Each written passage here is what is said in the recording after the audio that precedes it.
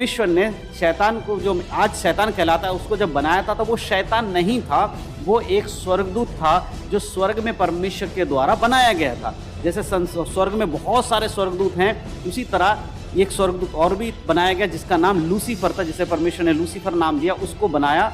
और ये वही लूसीफर है जो परमेश्वर के सामने खड़ा रहता था, स्वर्ग में खड़ा रहने वाला स्वर्गदूत था। और ये बहुत ही उत्तम रीति से परमेश्वर ने इसको बनाया था। बाकी सारे जितने स्वर्गदूत थे उनसे अच्छा इसको परमेश्वर ने बनाया था। यहाँ तक कि बाइबल हमें बताती है कि इसके अंदर हीरे मणि जड़े हुए थे, इसके पंखों में वीणा, हारमोनियम, तबले, इन सब की वाद्य जो यंत्र है, जो बजाने वाले इंस्ट्रूमेंट, इनकी आवाज़ हुआ करती थी। और ये परमेश्वर के आराधना करने वाला एक स्वर्गदूत था। और ये बहुत ही बुद्धिमान था, बहुत ही समझदार था। और सबसे बड़ी अच्छी बात ये थी, परमेश्वर ने इस स्वर्गदूत को बहुत ही खूबसूरत बनाया था।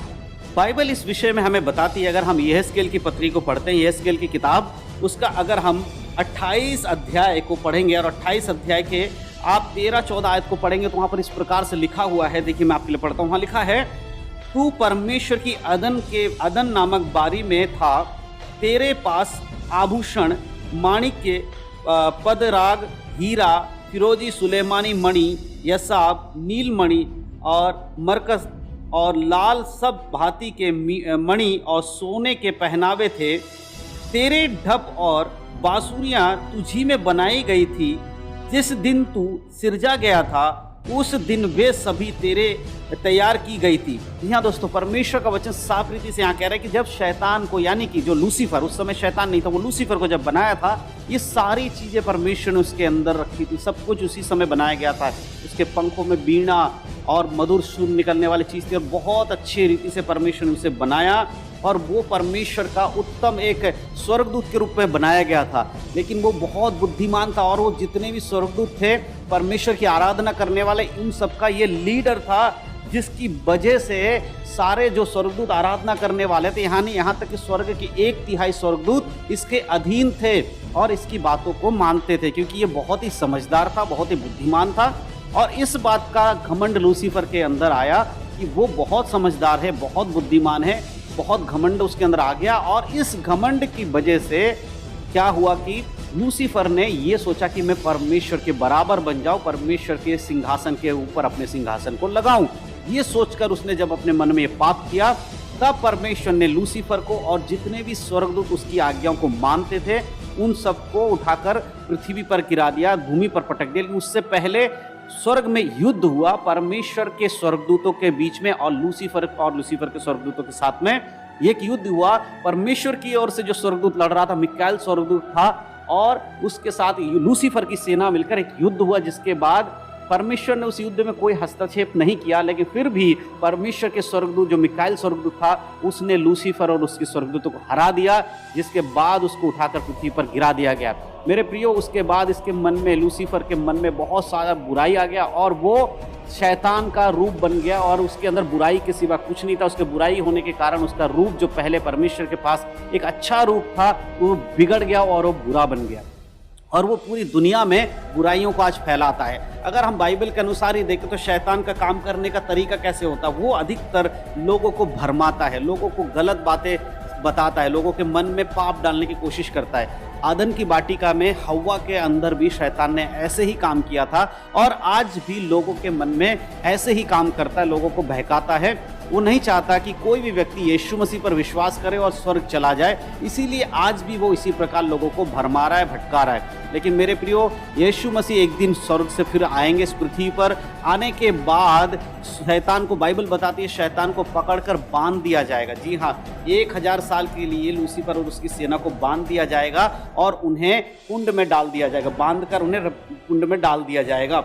और उसके बाद इस पृथ्वी पर 1000 साल तक प्रभु और उसके लोग राज करेंगे। अगर हम प्रकाशित वाक्य पढ़ते हैं और उसका, अगर हम प्रकाशित वाक्य 20 अध्याय 2 आयत पढ़ते हैं, उसमें इस प्रकार से लिखा है, उसने उस अजगर अर्थात, ठीक है, पुराने सांप को जो इब्लिस और शैतान है, पकड़कर 1000 वर्ष के लिए बांध दिया और उसे अथाह कुंड में डालकर बंद कर दिया और उस पर मोहर लगा दी कि वह 1000 साल तक पूरे होने तक जाति जाति के लोगों को फिर ना भरमाए। इसके बाद अवश्य है कि वह थोड़े देर के लिए फिर खोला जाए।